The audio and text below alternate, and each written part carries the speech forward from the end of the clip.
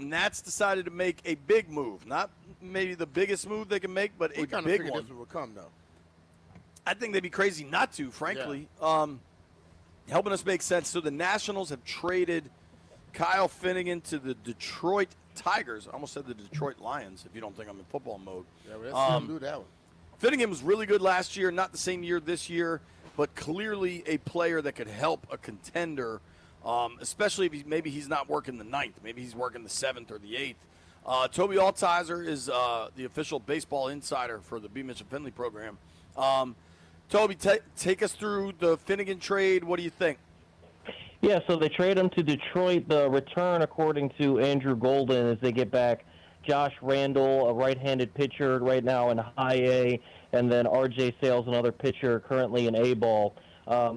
Randall's ranked 15th, according to MLB Pipeline. R.J. Sales outside the top 30. But both of these guys could help down the line, more so just organizational depth as pitchers. Randall, 17 starts this year in high A, 3.92 ERA, struck out 70 over 80 in the third inning, so solid arm there. And R.J. Sales, he's got 16 games this year, 15 starts, a 2.71 ERA, so two solid arms in the low minor leagues, so they're not going to be here anytime soon. But anybody that's not bolted down for the future is available to be moved, and I think last year they looked at the Finnegan situation and they non-tendered him, and there was a real chance they weren't going to get him back this season. So they didn't want to make that same mistake, as he's probably not back next season. So move him for anything that you can get and get a couple of quality arms that can help you out in the low minor leagues, and maybe you can develop him and they can help you down the line. What does that mean in terms of helping this team produce better on the field? Well, right now, BMitch, right now, nothing, frankly. Right now, it's not going to help this team out in the slightest. And honestly, the way Finnegan has pitched recently, it's been a bit of a struggle for him as well. And it's so tough, I'm sure, for some of these guys getting to this point of the season where I think a lot of them, with the expectations they had going into this year, or that they would at least be more competitive. And basically with that month of June into early July, it just kind of took them out of it. So we'll see if they can improve, but you're losing pieces. That's now 3 pieces out of the pen. You lost a starter and trading away Soroka, and we'll see if they make some more moves. But, yeah, I mean, this team has been pretty bad already, and it's just only going to get worse because there's not a whole lot of these pieces that are going to help out right away. The Nats are currently 20 games under 500. In telling you how this works, the Nats are 20 games under 500.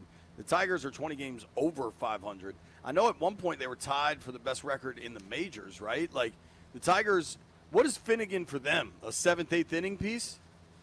Yeah, just more, quality relief. Like, he's had experience as a closer here, obviously, and they're not going to use him as a closer, I wouldn't think, but you can never have too many arms in the postseason, especially with how modern baseball works, where your starters usually only going 4 or 5 unless you have like a Tarek Skubal like they have. But on other days, they're probably going to pull their starter when it gets to the third time through the order. So you're going to end up using 4 or 5 relievers a game in the postseason. So he can go out there and give you a quality inning, and I think the stuff isn't quite as good this season as it has been in the past, but if you can get him out there and pitching effectively, he can be a really, really good reliever. So he's not going to pitch the ninth for them, but he'll be someone that can be effective in some high-leverage spots. So the Nats make a big move. Kyle Finnegan is going to Detroit. Finnegan I think he was an all-star last year, right? I know he had the dope Star Wars bobblehead. A lot of people were surprised they didn't trade him last year when they had the chance. They were able to bring him back. Does this say a little something about the difference between Riz and DeBartolo that Finnegan got traded this year and not last year?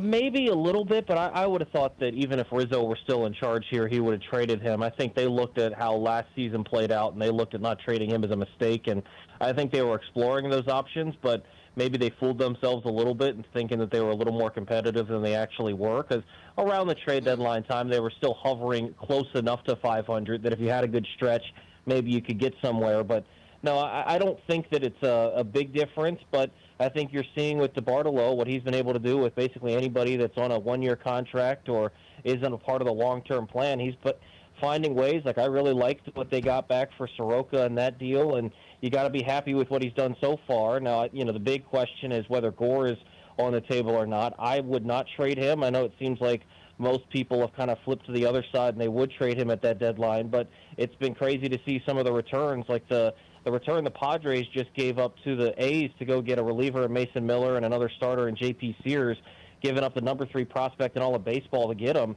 You know, maybe you do have to consider moving Mackenzie Gore if that's kind of the market you're looking at. If you're shopping within the top 10 prospects in all of baseball, that's definitely something you'd have to consider.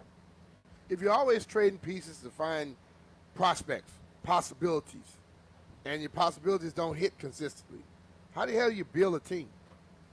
It's a great point, BMitch. I mean, it's a great point. I know people like to tell me about how baseball is different and everything. But I tell you, if I'm buying season tickets, I don't want to hear that. I want to see you successful, competing, being somebody in contention. Not the person every year you telling me, oh, we're going to be better in about 4 years, though. And we're not. Yeah, I saw Kyle Glazer writes for, I think he does Foul Territory TV. He used to do Baseball America, really smart. He said that basically 1 in 5 prospects that's traded at the deadline ever turn into significant big leaguers. And that's what makes the Juan Soto trade so crazy, is you have 3 guys already, and there's a chance for a 4th with Harley and Susana coming up. You hit on that, and you hit on that trade so well with Gore, Abrams, and Wood, and potentially Susana down the line, that trades like that don't happen very often. And that's what I think is so funny, is so many people talk about trading Gore and saying, well, if you get a Soto-like return, there haven't been Soto-like returns ever in the history of baseball.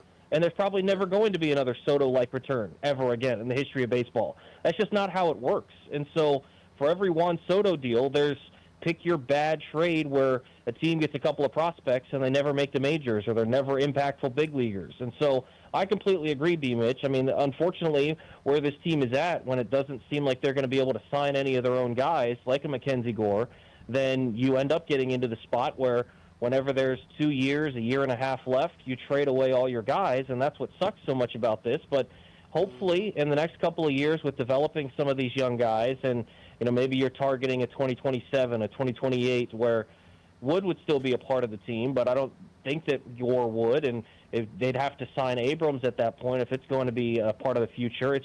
It's a weird spot to be in, and frankly, it's what makes this part of Nationals history so disappointing. Is it felt like they were on the rise a little bit, and now they've kind of gone back down, and maybe they're a little further away than we thought, and that's already after a couple of years of really crappy baseball. So what's your gut say about Gore? They don't do it? I don't think they trade him. I don't think that at this deadline they'll do it. Now, I think the good part is now that they've talked about it so much, I think fans are kind of somewhat prepared. So I don't think that it happens at the deadline, but I would say it's better than 50-50 chance he gets moved in the offseason. But I just don't think that at the buzzer here with a couple hours left before the deadline they'll do it. So what else could happen then? Like what are the other moves? I know it's crazy because it's funny how the first couple weeks, month and a half of a season can sometimes kind of set a narrative for a guy for the year, but Josh Bell has been incredible over the last 40 to 50 games. Wouldn't be surprised if they're able to move Josh Bell. Doesn't seem like the trade market for Nathaniel Lowe is picking up, so I don't know that they'll move him. I've heard some teams are maybe talking about Alex Call. Would they move a Luis Garcia Jr.? But basically anybody that's not tied down, so basically anybody that's not Abrams, Wood, or Gore, it wouldn't be shocking to see any of those guys moved. But I think the only dudes with real value that'll probably still get moved would be Josh Bell and maybe Garcia or Call. But I think it's almost a given that Josh Bell goes somewhere, even if it's for very minimal. All right, that's our boy Tobi Altizer. Give him a follow Appreciate at you, Tobi_Altizer, TOBI_ALTIZER. Fair to guess, once the trade deadline passes, there'll be a new Bustin' Loose podcast? Yes, sir. There should be one being recorded tonight. We'll have it out for you tomorrow morning. There you go. Tobi joining us Tobi. on the Rude Guest Hotline. Appreciate you, Tobi. Take you in a pinch. Appreciate you guys.